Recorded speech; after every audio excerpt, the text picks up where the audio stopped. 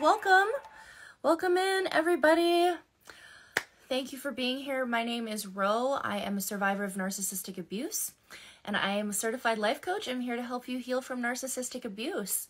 I want to answer any questions that you might have. I'm going to be on for 1 hour talking to everyone here about narcissistic abuse, and you're so welcome. Yeah, sure, I'll tell a joke. Why did the narcissist cross the road? Hands up if you know the answer. Why did the narcissist cross the road? Drum roll. Because they thought it was a boundary. Obviously. Narcissists hate boundaries. They hate boundaries. They're going to cross them, right? How to walk away. So if you're new here, just again, my name is Ro. I'm a narcissistic abuse survivor of 15 years, and I'm a certified life coach. And I'm here to help you heal from abuse. So how do we heal from abuse? You have court in 2 weeks with a narcissist. Yeah. Why are these people so cold, right? How do we heal from narcissistic abuse? Because there was an empath on the other side. That's actually really good. That's comedy. That is comedy. Good job, guys. I haven't heard that one. I love it. Chris Cassie, what's up, girl? Okay, let's see if this works. Last time I was trying to make Dylan a moderator, wasn't letting me. So if you don't mind, I'm going to make you a moderator. I actually have to make somebody a moderator every live. I have to do it every single time.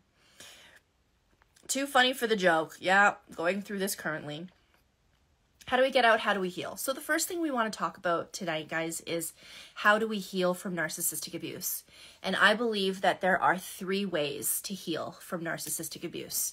Anybody who knows me, anybody who has been in my lives, anybody who has been following me on Instagram, TikTok, YouTube, Facebook, all the places that Rollercoaster of Love is on, knows that I talk about 3 specific ways that we heal from narcissistic abuse.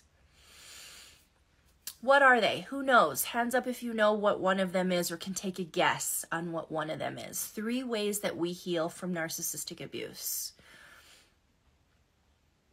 One of them is really easy because this is what we're doing right now. Education, knowledge, awareness. Okay, that's not the 3 things. That's just one. Education, knowledge, awareness. What we're doing right now, talking about narcissistic abuse, giving ourselves the space to learn about what we went through and understanding what we went through and knowing what blocking, knowing the importance of blocking and no contact, knowing the importance of dissecting the relationship and understanding what gray rocking means. What does it mean when a narcissist hoovers you back, right? Watching some of my videos, all of this stuff, healing from narcissistic abuse. No contact ties into the 3rd thing. So I'll get into that, but no contact is very important as well, and it ties into the 3rd thing. So the first thing that we want to do when we're healing from narcissistic abuse is have a level of awareness and a level of knowledge and education around this subject so that we can understand what we went through and know how we were being love bombed, manipulated, gaslit, all of these things. We have to understand why we got there and how we got there so that it makes sense and we can identify this style of abuse that's so hard to identify. That's the first thing that we need to do to heal. The second thing is have a sense of community. Know your people. Get involved in these chats. Talk to each other.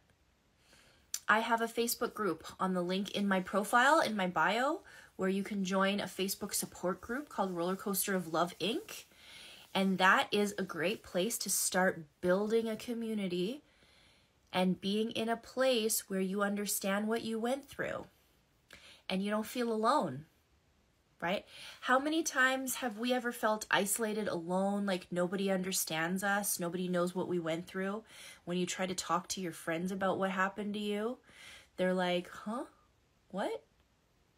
Right? Meetup.com. Have a sense of community. Find your people so that you can talk about this type of abuse and understand that it was something that happened, that it's normal to feel this way. I also offer monthly group coaching, so as well as my one-on-one coaching that I do for survivors. What's up? What's going on? If you want to be in my monthly group coaching, there's 25 people in a Zoom call and we talk about all sorts of topics every month. And if you want to sign up for that, you can go to the link in my bio and sign up for that. The next one is September 25th, but that's also a community that you can be a part of. Having a sense of community is going to take away that feeling of isolation, that feeling of I'm alone, nobody understands me, because I promise you, when you sit with people who have been abused in the same exact level, or not the exact same way, but very similar, you would actually get this sense of belonging, this sense of freedom, this sense of healing, because somebody understands you. So that would be the second thing. The third thing, and this is what somebody kept coming up and saying, no contact. That ties into the third thing, which is self-love. Self-love. Self-care is the act of self-love. Going no contact is an act of self-love. Self-love, by my definition, love is a verb. Okay? Self-care and self-love. Self-care is how you care for yourself, how you show up for yourself in love. But self-love means putting yourself first. You cannot love someone toxic and love yourself at the same time. Doesn't happen. Doesn't work that way. So what do you have to do in order to love yourself? You have to put yourself first. If that means going no contact, it means going no contact. That is an act of self-love, right? Yes. Your exit strategy, or planning your escape first, thank you, is really important as well, especially if you're co-parenting with a narcissist. Self-love and then I crack. What if they say you're toxic? So what? So what if they say we're toxic? Are we toxic? Is it true? Are we toxic? My ex-wife and my ex-girlfriend teamed up. Oh no, this is the second most entertaining thing I've ever seen. Oh, I was going to say, what is it like for you? What is that like? Oh my goodness. Is that weird?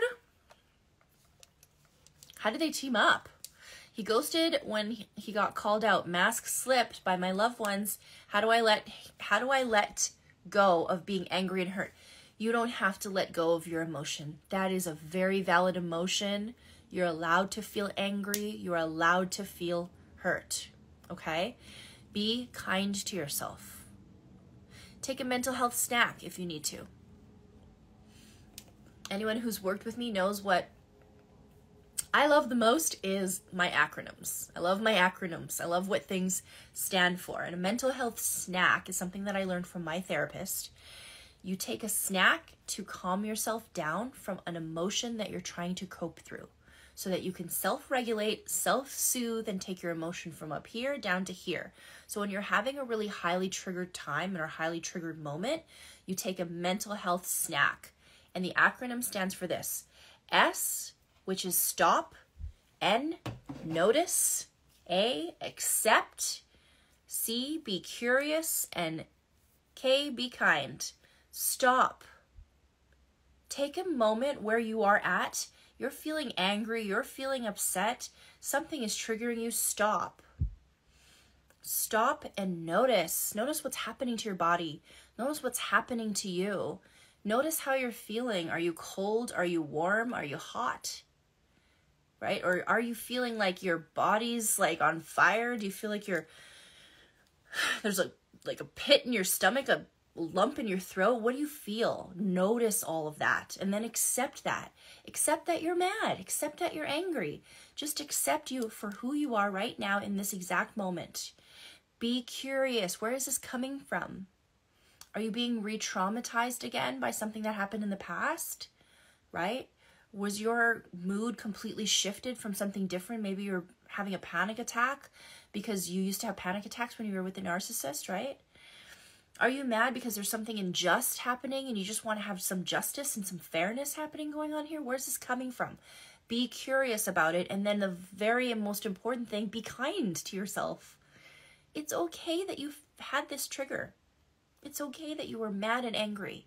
Know that these feelings are not forever. They are temporary. You don't have to hang on to these forever. Snack. Take a mental health snack. Stop, notice, accept, be curious, be kind. And those panic attacks are so real. Yes. Why do they find pleasure in doing you dirty? Do they get karma? Great question. Okay. Does a narcissist get karma? What do you think? Do you think that a narcissist gets karma? Now, a narcissist may never suffer in the exact same way that you suffered. What they put you through might never be something that they'll ever be put through. But they do have karma, okay? Their karma is having to walk around on planet for the rest of their lives being themselves, being a narcissist, right? They'll never really feel connected because they're so disconnected from self. They don't know how to self-love because everything they do is a facade in order to uphold their image. They are miserable people who hate themselves. They literally hate who they are because they don't know who they are. They have no idea who the fuck they are. So then they in turn abuse themselves. Who they are inside, they abuse. But they do it through you. They abuse you so that they don't actually have to face, the shame that they have for not being authentic. They're so inauthentic. They don't know who they are. They really hate themselves. They're miserable people. So they have to walk around this earth just being miserable. They have to be them. That's their karma. You will go on to live a very healthy, connected, happy life without them. And they will just jump and jump and jump and jump from relationship to relationship, hanging on to whatever they can for their source of supply, walking around and being completely miserable. That's their karma. They won't hurt you the same way. They might not feel the same way they put the way they put what they put you through. They might never be put through that, but they do have to be them, and that's the sad prison that they live in. They torture their victims. So why a narcissist tortures their victims? They do this for supply. It feels like torture, and sometimes it is torture, but a lot of it is emotional torture. They try to control and manipulate your emotional state because they don't know how to control their own. They don't even know how to identify it. They abuse themselves by abusing you. Exactly. They abuse themselves through you. Why? Because they see a bit of who they are when they see you. They mirror you in the beginning of these relationships, right? They try to be exactly like you. They pretend to be just like you. Oh, we're soulmates. You love that song? I love that song too. Oh my God, I went through that same trauma as you. Really? You did that as a high school student? Me too. And they're exactly who you are. You think that you've met this perfect, like they'll say something to you like, we were destined to meet. And you'll be like, yeah, maybe we were destined to meet. Okay. Maybe we're soulmates. Maybe we're twin flames. They'll say shit like that to you. But then once they get close to you and you start getting close to them, we are twin flames, exactly. You start getting close to them, and they start getting close to you, they start to see this real version of you. So they love bomb you, they mirror you, and they try to be exactly like you. And then they build you up on this pedestal. They build you up and start talking to you like as if you're Madonna, as if you're Adonis, as if you're the god of all gods. You're perfect in their eyes. You can do no wrong. You're amazing. You do that so well. You are my everything. Yeah, that's the one I heard. You're my everything.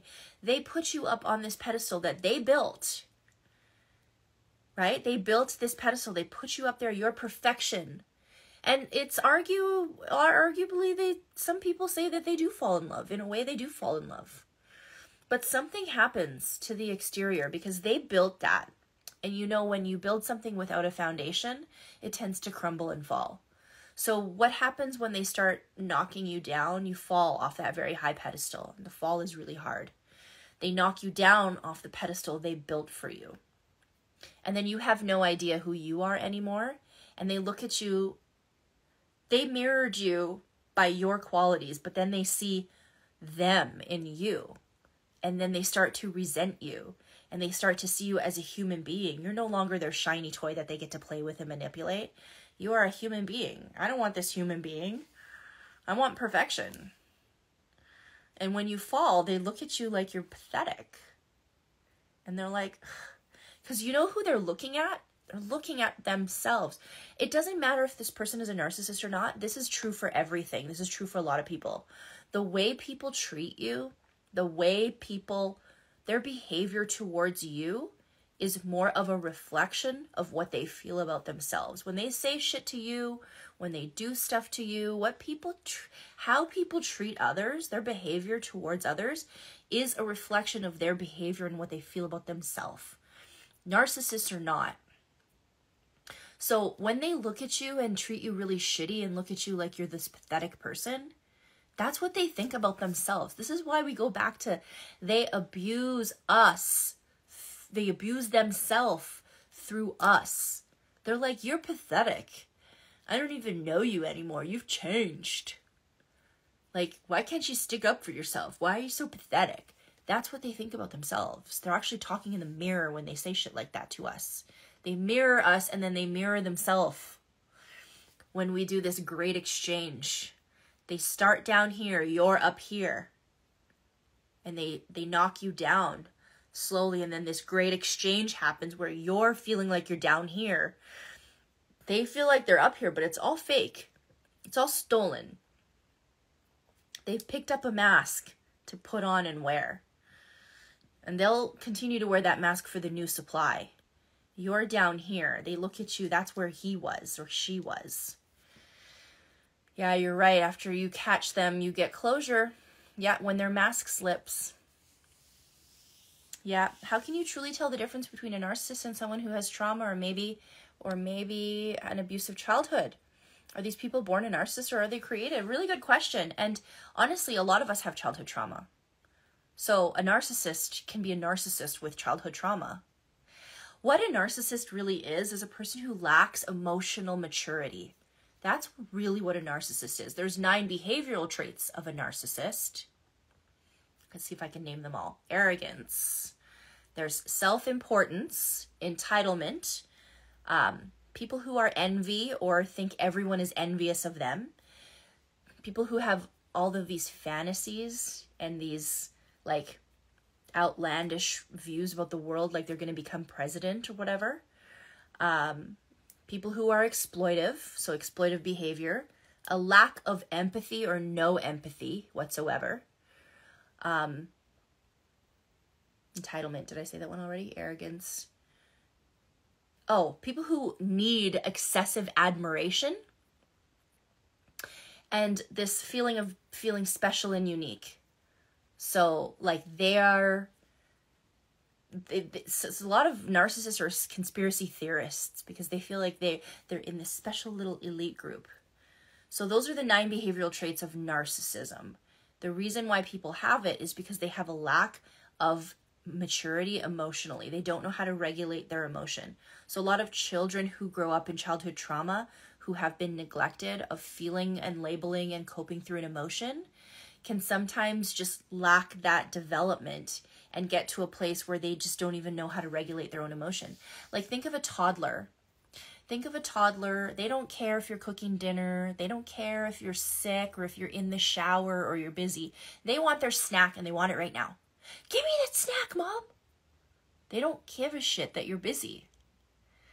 Give me that snack. And if you don't give that kid the snack, they're going to have a tantrum.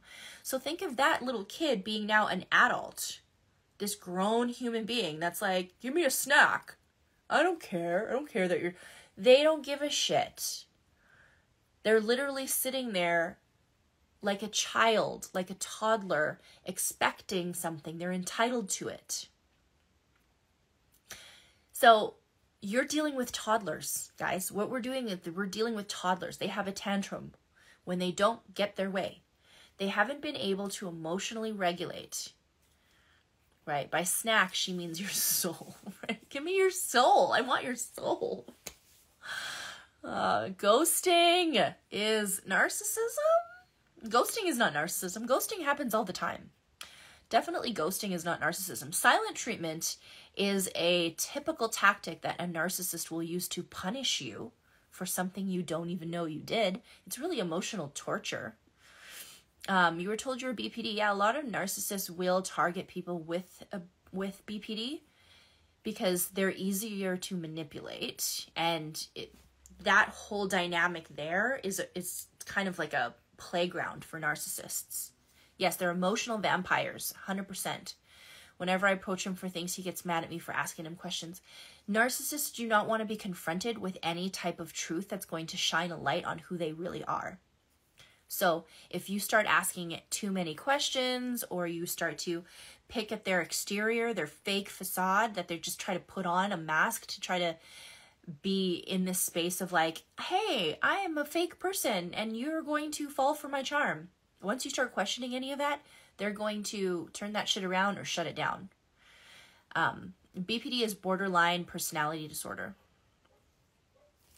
Blocking you from everything. Yes.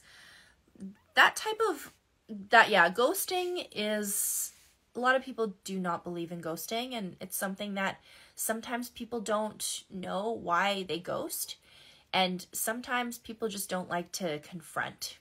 That's a little different than what narcissists usually do. Is they might disappear from your life or discard you and then come back. The cycle kind of continues when they discard you and hoover you back into the cycle of abuse with promises, and then they do it again, they come back, and then they do it again, and the cycle just keeps on going and going. You rock. Thank you for everything. Thank you for being here. I'm pretty sure the narcissist I know has BPD and BPD and NPD and BPD. Yeah, that's possible. I've heard that as well. I ghost people because I don't want to hurt them, to be honest. Yeah. Honestly, I've heard of that as well. So I see it as NPD is narcissistic personality disorder. I see ghosting really, to me, as there's so many nuances and there's so many things to consider. I can see it from both ends. I see ghosting to be very painful and very hurtful. Hey, we had a connection. I thought we were doing great, and all of a sudden you just disappear off the face of the earth. What happened? What did I do wrong, right? Then I also see it. Imagine being rejected. Imagine being a person who was rejected so deeply. So, hey, listen, I don't like you anymore. I'm no longer attracted to you. So this interaction is over, and I no longer want to speak to you again. And that rejection just kills you inside. You're like, oh my God, I thought we had, I would rather just you disappear than tell me that. Oh my God, that's painful. And maybe the person who was rejected so confrontationally like that never wants to do that again. And so they think that by ghosting another person, I'm not saying this is something that I would do. Personally, I would tell somebody if I wasn't interested. Maybe not like that. But they just never want to be in an interaction like that again. So they ghost. They think they're doing the person a favor. I see it from both ends. I definitely see it from both ends. But just be an adult and say something. Yeah, I agree with that too. But some people use your words and block. We're adults. Yeah, I believe that too. Some people just don't know how to have those confrontations. And to me, honestly, I understand that. I get it. 10 years of marriage and then ghost. Well, that's a little different. 10 years of marriage and then ghost. There's ghosting in the dating world. And then there's ghosting in this space of narcissistic abuse, which is more stonewalling or silent treatment or complete discarding. OCD, BPD, narcissist victims? Sunshine Girl, what are you asking me, girl? What are you asking me? And hi, everybody. I see you all. Thank you all for being here. If you're tuning in just now, my name is Ro. I'm a narcissistic abuse survivor of 15 years. I am also a certified life coach, and I'm helping everyone here heal from narcissistic abuse if possible. I'm healing as well, so I'm just here spreading the word and being a space where you can feel free to share, grow, change, heal, anything that you need to do to get you through this abusive healing from this abuse cycle. If you were able to survive the actual abuse, you will survive the healing from it. Are they victims, OCD, BPD patients? I do not know the answer to that. You are awesome. Thank you so much, Tommy. We love ya. Thank you, Chris. Love your feed. Thank you guys for being here. My name is Ro. Yeah, R-O. It's actually short for Rossana, but it's also short for Rollercoaster of Love. So it's R-O, no E. Ghosting is still abuse, just not exclusive to narcissists. Yeah, ghosting can be abusive for sure. I get it. I understand from different angles why people might do it. It's a cop-out, right? How can I become a certified life coach? Yes, great question. If you go to the link in my bio, actually you can see where I certified. And there is a link there if you're interested in being a certified life coach yourself and help other people heal and give tools. The Zoom group, can you join? Absolutely. I offer a monthly group coaching session every single month on Zoom. And I also do one-on-one coaching. So if you ever want to work with me one-on-one, you can go to the link in my bio and book a session with me. I do 30 minutes and 60 minutes.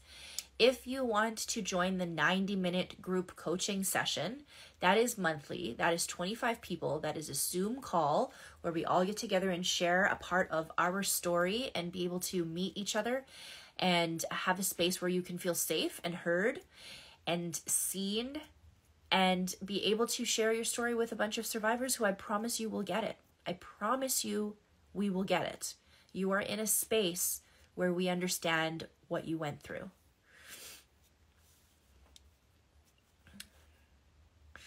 Do you coach men too? Absolutely. I do have male clients as well. Most of them that I got on Instagram actually, and more of my women, my female clients are in from TikTok. But a lot of the clients that I work with that are men I got from Instagram, abuse knows no gender. Abuse knows no gender. You can be in same-sex relationship and be abused. You can have a narcissistic mother. You can have a abusive partner that is male or female. It doesn't really matter. Abuse knows no gender. This type of style of abuse can happen with anyone. Man here, hi. Yes, see, people have had that happen.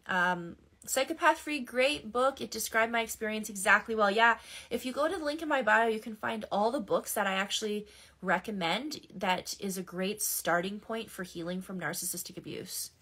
Afraid of relationships or dating after abuse, I understand. I have written a course called Healthy Dating After Abuse. You can find it on the NARC app, which stands for Narcissistic Abuse Recovery Community. Check out the link in my bio. You can download this app. And this course that I wrote just helps you trust yourself again, rebuild your self-worth and self-love so that you can step out into the world and date again if you want to. My mother is narcissistic, my ex too. You are right in everything. Yeah. There's a lot of people that have narcissistic parents. It doesn't mean that you are going to be a narcissist. But then also, a lot of times there are narcissists that have narcissistic parents, and that's where it comes from. So it really depends on like what the dynamic is. Mermaid Batgirl, what's up? How's it going? Terracuda Hale, what's up, girl? I love seeing familiar names in here. How do you learn to trust humans in general after being in an abusive narcissistic relationship? Yeah, you have to be in self-love. This is my first time on my live on Instagram. Oh, thank you for being here, girl. Love it. Miss you, love you. Miss you, love you too. Yeah, you have to be able to trust yourself again after abusive relationships is you have to know the steps on how to heal and how to operate in self-love, right? Love is a verb. This is something that I say all the time because love isn't just the words that we say. Love is the things that we do. Love is how we show up for people, how we show up for ourselves. Love is practicing self-care. When we are in full capacity of love of ourselves in self-love, and when we're removing narcissists and toxic people and abusive people out of our lives and choosing us, you cannot love a toxic person and love yourself at the same time. It doesn't work. You have to choose you. Always choose you. So when you do this and you start to learn how to love yourself and rebuild and reinvent your self-love, you can trust other people. because you won't put up with shitty people anymore. You will start to look at the world with more discernment, with stronger boundaries, emotional boundaries, as well as your standards of who you allow in your life. Remember, you are a hoppin' poppin' nightclub. You are a hoppin' poppin' nightclub with all of the amazing cool things that a nightclub has, right? But how much does it cost to get in the nightclub? How much does it cost? What's the cover charge? Is it $5? Is it $10? What is it? Now, if somebody doesn't have that cover charge, somebody doesn't have generosity, loyalty, if somebody doesn't have authenticity, if somebody doesn't have integrity, honesty, they don't have these things, they can't pay the cover charge to get in. That's the cover charge to get into you, to your hoppin' poppin' nightclub, access to you. Okay? So if somebody doesn't have those things, we can cut them off like that. We can see it. We start to charge our cover charge from now on. No entry, no access. You deserve to have people in your life who can sit at the table and are worth being there. Okay? You deserve to have people who can pay the cover charge to get into your hoppin' poppin' nightclub. Otherwise, they don't have access to you. Okay? They're not on the list, right? How are you going to hate from outside the club? You can't even get in. Okay? So if these people who you can't trust, or you're out there dating, or you're stepping out into the world after abuse, if you find out that they're not who they say they are, and they're not really for you, they don't have the qualities or the standards that it takes to be in your presence, to sit at your table, to get access to you, the nightclub, cut them off. You can just say goodbye to them. There are people who will shine just as bright as you, and who will see how bright you shine and be undeserving of your space and energy. You don't need to give that to anybody who doesn't deserve it. They don't have access to you. This is what I teach you. This is how I get you to a place to trust yourself and learn how to do it. Because when you shine so bright like a lighthouse, all the ships come sailing in, the healthy ones. All those little canoes that are sinking and have holes in it can just go off to they won't find you. They won't. Yeah, 2 people cut off. I've had to cut off people too. And you know what? You can cut off with love. You can let go with love and wish them well. You can say, you know what? You don't have access to me. And you're mad because you don't have access to this type of healing that I have. And who I am, who I've become, has changed. You know, I've had friends actually that have told me, oh, you've changed, Ro. You're not the same person you used to be. I want the old Ro back. The sad, down in the dumps. I've been there for you through all of your problems, through all your troubles. Yeah, but where were you when I was doing well and when I started coming up? When I started getting successful and healing and being healthy? Then where did you go? You fucked off, right? Because you don't want me to be happy and healthy. You want me down in the dumps. These are the people who are not worth it. They're not worth fighting for. You can let go with love and say goodbye. Right? We start trusting who we are. We start displaying these values, who we are, right? Kuka. What's Kuka mean? I'm glad you joined. Listen to what she says. Oh, is this somebody that you brought in? Thank you, mermaid. Appreciate you. Right? You don't have to be mean, right? You're just deciding where you invest your time. Exactly. You just say goodbye. One of the person that I let go, I said to her, friendships are a season, and sometimes seasons end. Another one, I said that I will always cherish our friendship. Have a nice life. You don't need to give anyone really an explanation. If you don't want them in your life anymore, just goodbye. Bye-bye.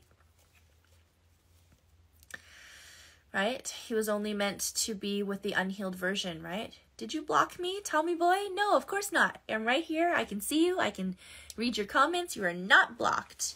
My sister-in-law blocked me because I won't allow her abusive behavior to be around me and my kids. Almost kind of take that as a blessing. When somebody blocks me, I take that as a blessing. Honestly, they block themselves, really. Kuka's my friend. Her son and her daughter are siblings. Long story, but I love her so much. Oh, thank you for being here. Any friend of mermaids is a friend of mine, so you are a friend of mine. Mermaid is amazing. I let one down easy. I said, you're a bitch and I don't know why you're not in hell with the rest. That is letting down easy. Oh my gosh. I would not want to know how you like really confront someone with all that, with when you bring it, when you bring the fire. My goodness. My goodness. Friday day, no contact. And I feel shattered and completely depressed. I know how that feels. Haley Rose, it is a space of darkness. And I'm telling you, it's temporary. I'm telling you, it's temporary. It's okay to feel this depression, this despair, this really dark place. You will not be there forever, I promise. I promise. You will be out of this. This isn't forever, okay? I promise you this is temporary. And if we can heal from the narcissistic relationship, if we can heal from that abuse, if we've survived the abuse, we will survive healing from the abuse. Healing from the abuse is really painful. He never did. I'm still no contact. Jen, how are you feeling about that, girl? I'm going to bed because I have to wake up early, but everyone please share this. Share this. Girl saved my life. Thank you, mermaid. You have a good night. Sweet dreams. Sweet dreams, beautiful. She will help you heal, I promise you. It is temporary. Yes, it's temporary. It's been 10 months and you're still struggling. I've been 3 years. And where I struggle is mostly from just healing the trauma, right? I'm not in a trauma bond right now, but I'm at the place where healing and healing out loud and having this space to be able to share. I deal with my own triggers. I deal with my own, manifestations in my body that happen from this type of trauma. Did you know that narcissistic abuse does cause brain damage? You know, we were sleep deprived. We were pushed, prodded, poked at, reactive abuse. We were in this space where we weren't doing things that we wanted to do. And we felt completely like depressed, down, dark. And it hurts our brain. Like being in a constant state of fight or flight is a lot of cortisol. It's a lot of stress hormone. It makes us tired. I used to get psychogenic tremors where my hands would shake and be numb, and I'd have to go like this and shake them out sometimes when I would have a trigger. So it is possible that this emotional abuse translates and manifests in our bodies as headaches, migraines, sleep deprivation, or insomnia, or stomach issues. There's a lot of things that happen, anxiety that happens in our body that makes us tired. And complex post-traumatic stress disorder does that for us. You were in freeze mode for a year after. I used to hear my ex's voice in my head all the time being like, no, you can't buy that. That's too expensive. You can't afford that. We have bills to pay. Really, he just had to pay his prostitution bills because he was getting escorts every now and then while we were married. Drugs and alcohol, right? Men here, welcome. This is a safe place for men and women to share. If you're new here, my name is Ro, and I am a survivor of narcissistic abuse and a certified life coach. I offer one-on-one coaching. I offer group coaching, and I'm here to help you heal from narcissistic abuse as I heal myself from it as well. You went on vacation. The other whole time I felt guilty, wrong that I couldn't control. Thank you, Ro. Thank you so much for being here, you guys. I really appreciate you guys. Honestly, this journey, somebody asked here if I could share a bit of my healing journey. So I was with a narcissist for 14 years, and the separation abuse was about 2 years total. So I'm on my 3rd year now of separation. And really, a lot of it was learning about narcissism and being a part of a community that understood what I was going through. My journey started on TikTok. I started sharing videos, just fun videos, and just kind of getting involved in some sort of self-expression, because anyone who has been in a relationship where they were it was toxic and they were being controlled knows that your authenticity just disappears. Your self-expression disappears. I used to call myself a rat in a cage. I'd be like, I was stuck in a cage. I'm trapped in this cage of inauthenticity. I don't feel like myself.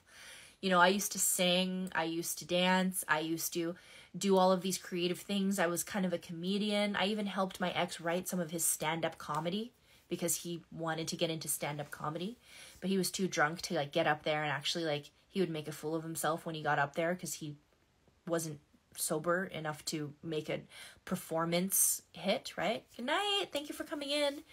So I, you know, wrote some of his jokes, but a lot of that relationship, I disappeared myself. A lot of myself was lost.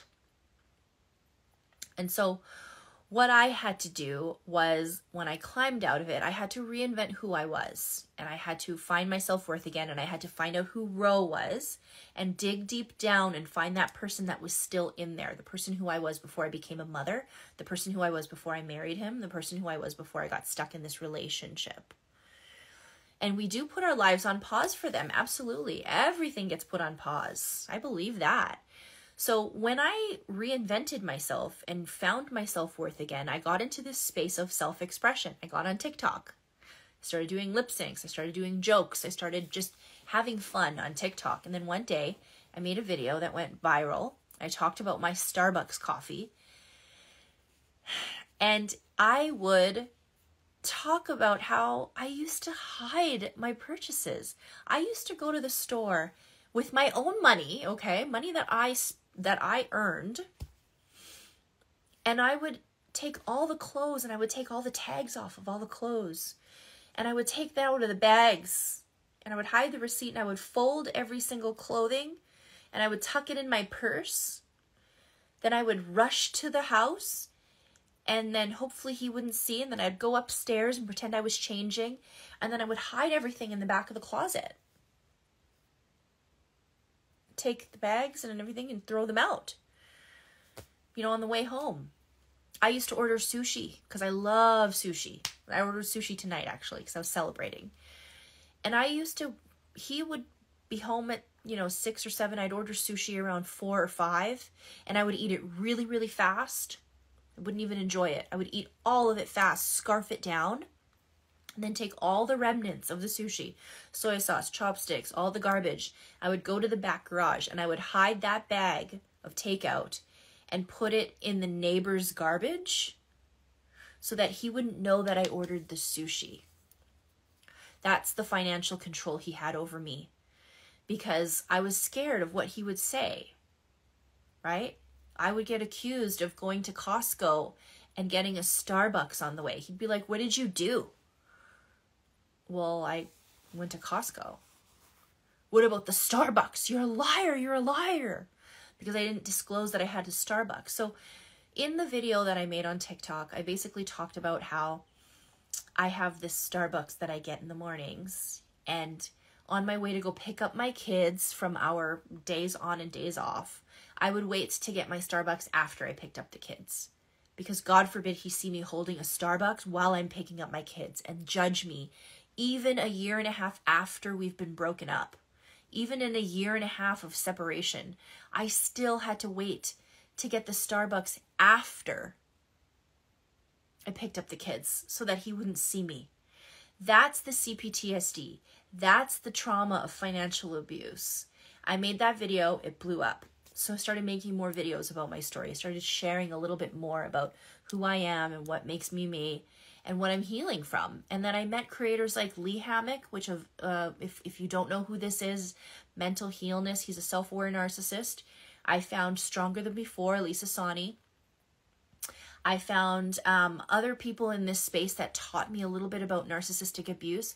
I read Psychopath Free by Jackson McKenzie. I read Why Does He Do That by Lundy Bancroft, and started reading these books. I met Carrie McAvoy, who is a author, PhD, and she's a psychologist as well as a creator on TikTok and Instagram. And she wrote a book called Love You More, which is an amazing memoir of abuse and her story, her personal story. And I really became inspired to start creating and sharing my story. And then I set up Rollercoaster of Love and became a TikTok creator that talks about narcissistic abuse, healing and sharing my story has been part of my healing. I found you. Hi. What's up, Taurus empath? So that's kind of where my healing journey started. And that's what I continue to do to end these cycles of abuse. I'm not out here ending relationships. I have a lot of people coming to me all the time being like, why are you ending relationships? Do you know that you don't know anything about this? And stop weaponizing or demonizing and stigmatizing narcissism. Well, I'm not doing that. I'm ending abuse. The terms narcissistic abuse, these terms have already been coined by other doctors, researchers, psychologists in the space. Not me. I didn't coin these terms. They're from books. So I do get people a lot saying that I'm demonizing them by saying the term narcissistic abuse. This is not my term. This is something that this is what it's called. Because these behaviors, these patterns of behavior cause chaos and damage in people's lives. The problem is the narcissist sits in the middle of all the chaos, sits in the middle of this tornado while the storm goes on around them. And they're creating all this chaos all around them, all this mess, all this damage. There's tornadoes spinning. There's houses and there's cows and there's trees coming apart. And all of this shit's happening around them. And the narcissist is in the eye of the storm, of the tornado. Unfazed, looking around like, what's everyone's problem? I'm fine. The problem is that the narcissist isn't affected by all of this chaos. They're going around hurting everybody. That is literally the abusive cycle. That is literally what happens. So no, I'm not demonizing narcissists or stigmatizing NPD. I'm talking about the actual abuse that it happens and why it's so rampant. Because they don't give a shit when everyone else is spinning. A Tasmanian devil. Yes, exactly. That's exactly it. Hurt people, healed people, heal people. Ever heard of that one? Healed people, heal people. Right? Do narcissists cry or feel anything? That is a really great question for a narcissist. I would recommend following Raw Motivations or Mental Healness. I would also look at the Narc Avengers, which I am a part of. It's a collab of a group of creators talking about narcissistic abuse and fighting against narcissistic abuse and spreading awareness about it. If you follow it on Instagram, it's just Narc Avengers, and on TikTok it's Narc Avengers, and we also have a website, narcavengers.com. So we're just like the Avengers, and we actually, some of us actually all of us have an Avenger that we're assigned. Can I join your live? I'm not doing joining lives tonight. I'm not going to stay on for too long. I only wanted to do an hour, but I will do guests at some point, probably during the day. I tell my daughter, don't let broken people break you. Oh, I love that. That's amazing. So yeah, again, if you are new here, my name is Ro. I'm a narcissistic abuse survivor and a recovery coach. I help you heal from the trauma that you endured with narcissistic relationships. I am a certified life coach, so I offer one-on-one coaching. I offer group coaching. My next event that's coming up is September 25th, and you can get tickets for that event for monthly group coaching, which is a Zoom call of 25 people sharing your experiences of narcissistic abuse and how we all heal. I would love to have, on my group coaching, I would love to have guests talk about their experiences and maybe even do like an actual guest appearance for the group coaching itself. But for now, it's just like a support group, a circle where we share. If you want to sign up for that, just go to the link in my bio. You can sign up for that. I can also work with you one-on-one if you would prefer to work with me individually, or if you want to do both and you want to book a session with me. What I do is I get into your specific scenario, like your specific experience, what's happening in your life right now, dig into it, ask you the questions, give you an opportunity to share exactly what's going on in your life, and give you the glasses, the lens to see it with clarity. And then after that, we'll give you some tools to move forward in your healing. I'm in Canada as well. I actually live in Alberta. I have seizures sometimes. You're so welcome. Thinking about my ex when I'm off my meds. You've helped me. Oh, I appreciate you for saying that. Yes, thank you guys. And yeah, follow each other. Community is really important to me. It's really important in this space of healing. I think that community is one of the biggest ways that we can heal from narcissistic abuse, is finding our people, finding out, you know, where we're comfortable sharing. How many of us here have been with a narcissist where they couldn't even share their happy news, their sad news? They couldn't share anything. They had to filter everything that they said, right? Thank you for all the likes.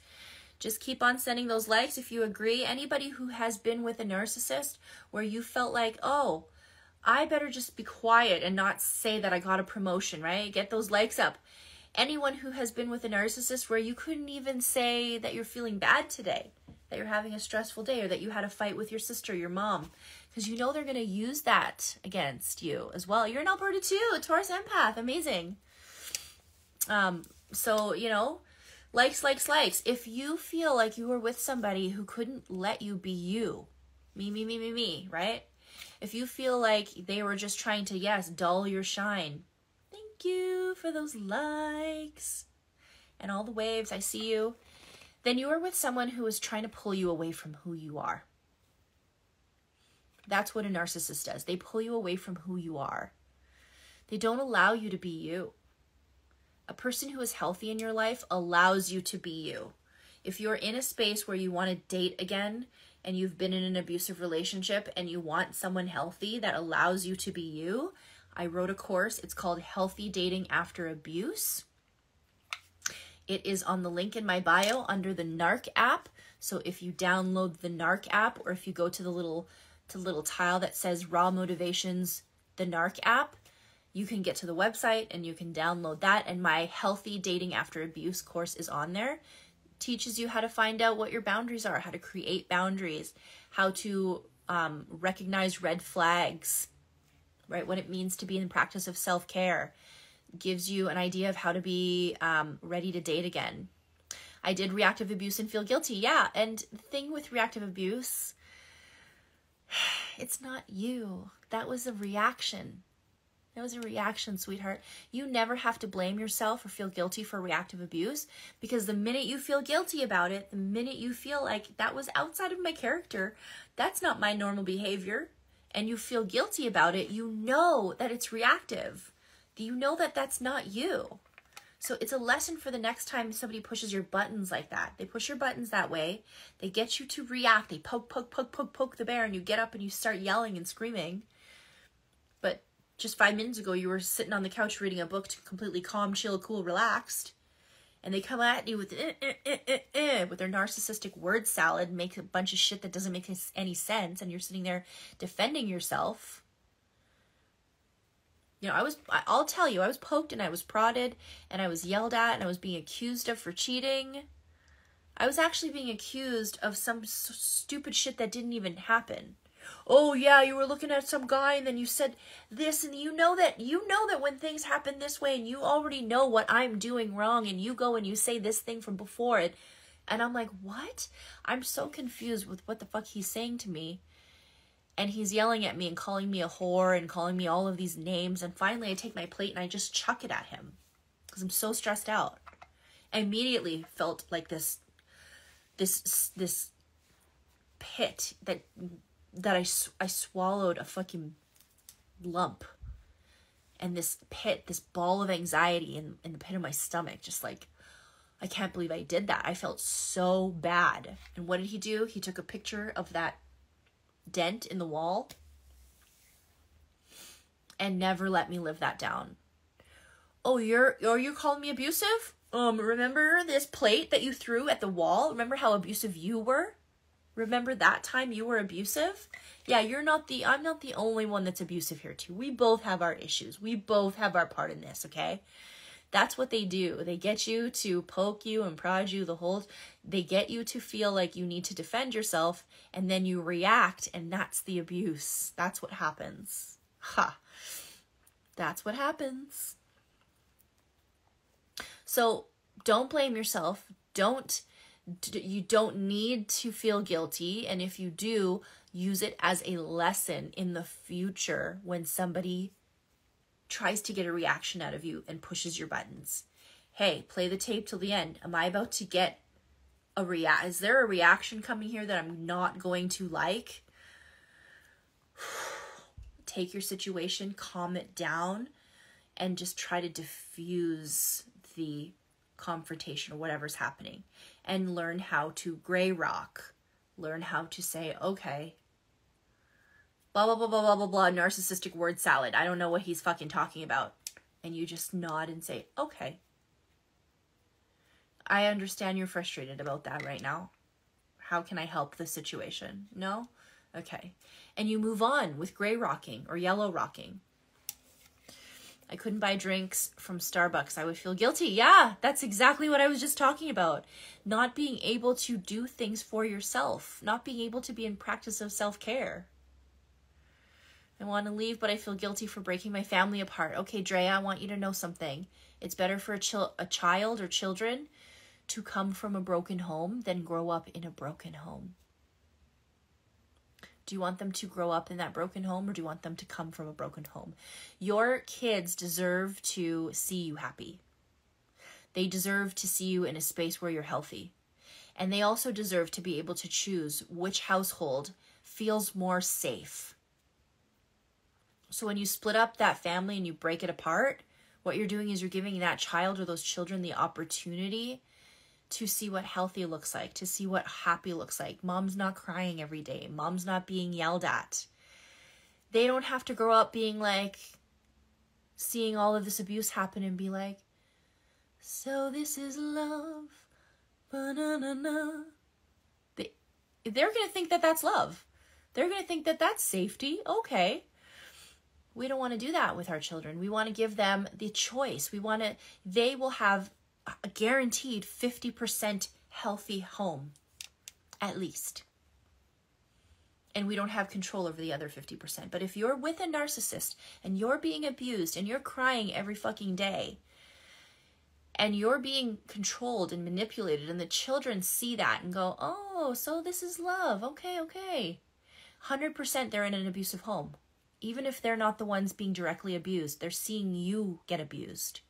You leave. Yes, you broke up the family and they're coming from a broken home, but they get to live in a healthy home at least 50% of the time. That's better than 0% of the time, right?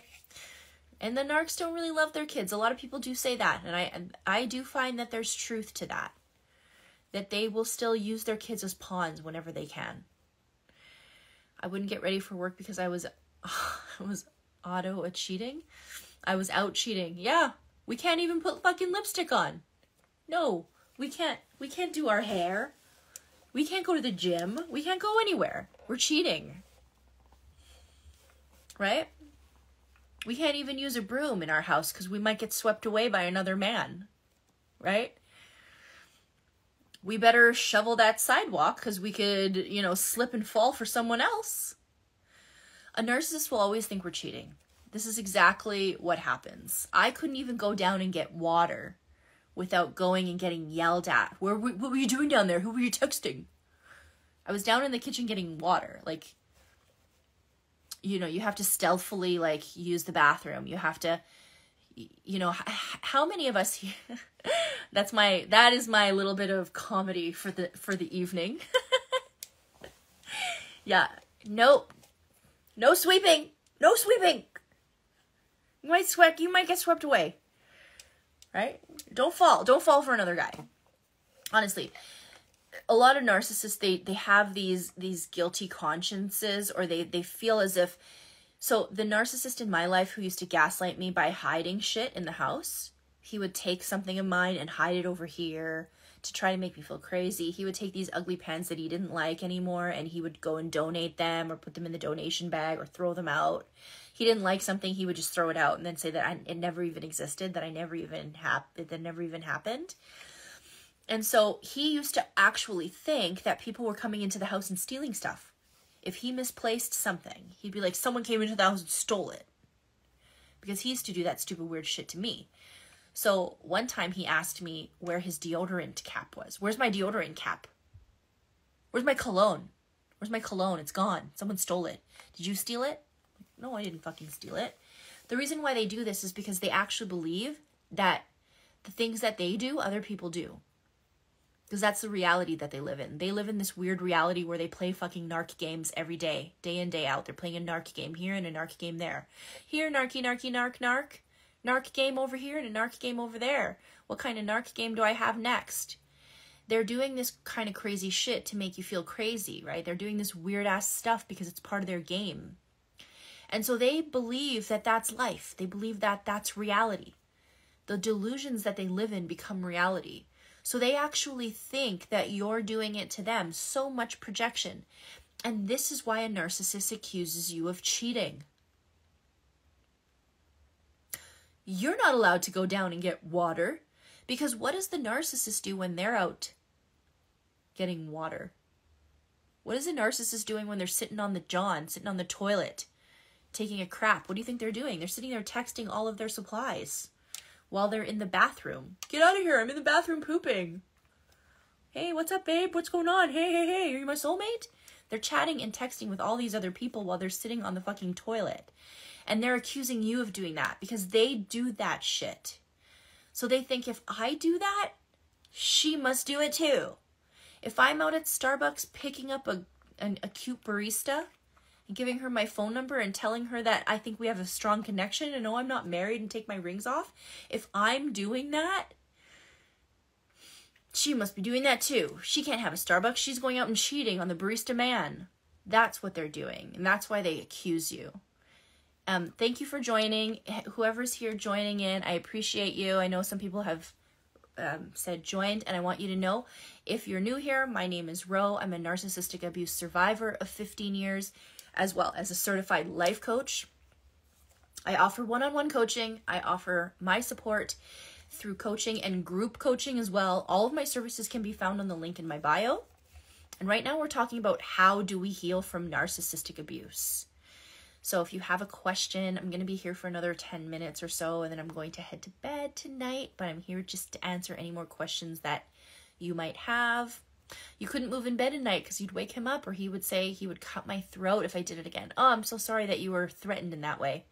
Please help me, Vanessa, if you do want to send me a DM, if anybody wants to send me a DM, if anybody wants to work with me one-on-one, you can go to the link in my bio and book a coaching session with me. Just go follow the steps or hit one of the links. I also offer group coaching, and I also do a Facebook support group on Facebook, so you can be part of this community and start talking to other people, other survivors that are dealing with this. Yes, Lady Maeve. Is it Maeve? Maeve? That's a beautiful name. I'm a light sleeper, and they always thought I was awake texting. Yeah, how many of us? Okay, how many people have done this? I want to know. I want to get hands up if you've done this. I'm going to explain a scenario, and then I'm going to tell you why it's control and manipulation. How many of you have gone to bed, laid down in your bed while the narcissist is doing God knows what, okay? And you go and check your phone because you're checking your social media, you're checking your emails, you're checking and reading a text, or, reading the news or whatever you're doing on your phone. And you hear the narcissist, or you hear someone's steps coming up the stairs, and you immediately turn off your phone, and then you pretend to sleep.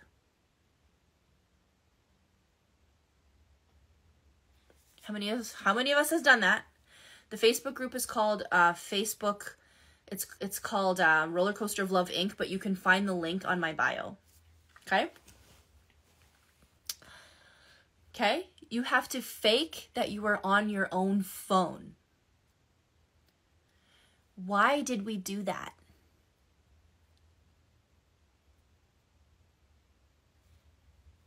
Why did we do that? Why did we feel like we were doing something bad? What were we doing?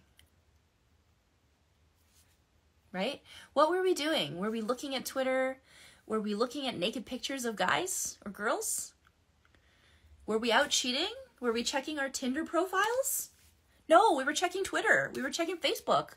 We were reading the news. Why were we scared to even just let the narcissist know that we were even on our phones? Because we didn't feel comfortable being self-expressed or have any autonomy over our own fucking lives because of a past accusation. because of what happens when they say some shit to make us feel bad, because we're always being blamed for everything. And then we're belittled and made to feel less of ourselves because what are you doing? You're just sitting on your phone? You're so obsessed with your phone. The hypocrisy of a narcissist to tell us that we're obsessed with our phone when they can never put their fucking phone down. Right? We did that because we were controlled and manipulated, and we also fawned over our abuser. We wanted to impress them. For some reason, we thought that just laying down and looking like we were sleeping and not on our phone would appease them, would please them, would impress them. How many of us were sitting on the couch, totally relaxed, okay? Imagine this scenario. You're sitting on the couch, you're totally relaxed. You're watching some amazing show on Netflix, maybe Bridgerton or Handmaid's Tale or whatever your favorite show is on Netflix. You're sitting there watching it, you're just enjoying, you're just chatting or, you know, looking at the screen and enjoying yourself and kicking up your heels, kicking up your feet, relaxing on your own couch. Okay? And then you hear the garage door open. Turn off the couch, fluff the pillows, turn off the TV or get off the couch, start to look busy, and the narcissist walks in and you're like, or you look like you're busy doing the dishes. How many of us have done that? Where you're scrambling to look busy. That is manipulation. That is control. What you did there was you had a nervous, walking on eggshells response. Turn off the couch, I know. You know, jump up off the couch and turn off the TV is what I meant to say. Thank you for the likes. So I want you to understand that if you've been in that situation, that is walking on eggshells. That is a form of hypervigilance. That is this really like Dr. Jekyll or Hyde's coming through the door. You have no idea. That's major confusion. That's not a relationship where you feel safe and healthy. That's a relationship where you're moving away from yourself, where you're feeling like you can't do things for yourself. You have no self-expression. You have no way to feel a sense of self-love, self-worth. To be abused that way is control. And no one really talks about it, right? We don't really talk about the things that are just so subtle. It's actually called ambient abuse.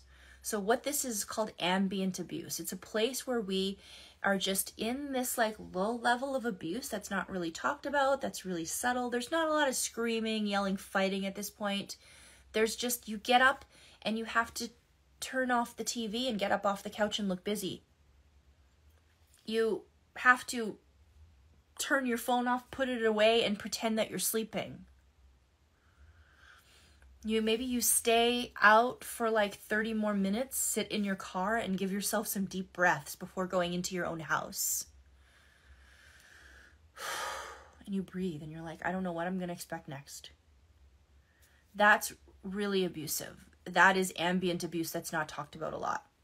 This is what I want to help you identify and give you a space of healing through that. Because what that is control and manipulation. It's a way to take away your own autonomy of your belongings, your house, your comfort, your relaxation, and isolate you from everything that makes you you. You know, sit in the car and listen to the radio a while before going inside. You should be excited to come home to your partner. You should be excited to come home and share something that you did, that you created. You should feel like you are, you know, ready to say, hey, I did something amazing today, or I got a promotion, or, well, I'm having a shitty day. You shouldn't have to feel like you need to filter everything that you say because you don't want to upset them. Or you have a mental conversation in your head where you're like, okay, don't be too excited. Don't be too weird. Don't get mad. Don't look straight in his eyes. Don't look down. Don't look up. Okay. And then you just say, hi. And they're like, are you fucking kidding me?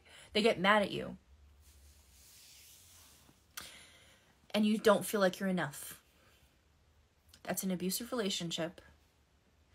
That is a relationship that's controlling and manipulative. And again, they dull your shine, exactly. So this is what I want to help you gain clarity with. I want to help you trust yourself again, step out into the world and date, and be in this place where you feel like you have control. You can take your power back. We're allowed to set up emotional boundaries with not even the people who are abusing us, but all the people in our lives. While we're healing, you might run into people who won't like this new you, who don't have access to the old you anymore and tell you that you've changed and make you out to feel like you're crazy, or that you're, running smear campaigns or character assassination to the person that you were with and just don't understand what you're going through. I want you to be able to trust yourself to see who these people really are. How do you actually date again? Oh, really good question someone's asking. I want you to know that you can do it. There are red flags that I will help you recognize. I wrote a course called Healthy Dating After Abuse, which is on the Narc app. If you want to download that app, it's an amazing app. It's a community of people, survivors, and like-minded people who are sharing in this healing journey. And the course that I wrote that's on the app is called Healthy Dating After Abuse. And it will get you through all the steps of finding out if you're ready, what a red flag is, talking about love languages and compatibility, and what type of stages we do in dating, and how to tell when a relationship is healthy. So if you want to download the app, go to the link in my bio and look for Raw Motivations, the Narc app. And you'll be taken to narcapp.com, the website, and then you can download the app. Thank you. I wish everyone healing and self-love. Thank you guys. Thank you guys so much for being here. I'm going to end this very soon. I want just to kind of give you a heads up on what I offer. I do one-on-one coaching. I also offer group coaching on a monthly basis. So if anybody wants to be in a Zoom call with 25 survivors talking about narcissistic abuse, and be in a space where you can share your story, feel seen, feel heard, be believed, and have a space where you can be in a community of others who understand what you went through, go to the link in my bio and book the next group coaching session, which is September 25th. If you want to work with me one-on-one, you can go to the link in my bio and book a 30-minute or a 60-minute session. I recommend a 30-minute if you just want to know kind of how to get into coaching with me and what that might look like. And I recommend a 60-minute session if you've got a really long story you want to share with me. And I promise you, I will listen to your story from a place of love, from a place of healing and no judgment. And I will also give you tools and how to move forward and give you some clarity in this situation because I've seen it. So that's how to find me. Go to the link in my bio. Thank you all for being here. I want you to know something. If you are free from a narcissist, or if you're thinking about being free from a narcissist, I want you to remember this. Your worst day on the side of freedom will still be far better than the best day you ever had with that narcissist. Your worst day on the side of freedom will still be far better than the best day you ever had with that narcissist. I promise you, okay? Happy healing. Let's stay narc free. I will catch you next time. Bye, guys.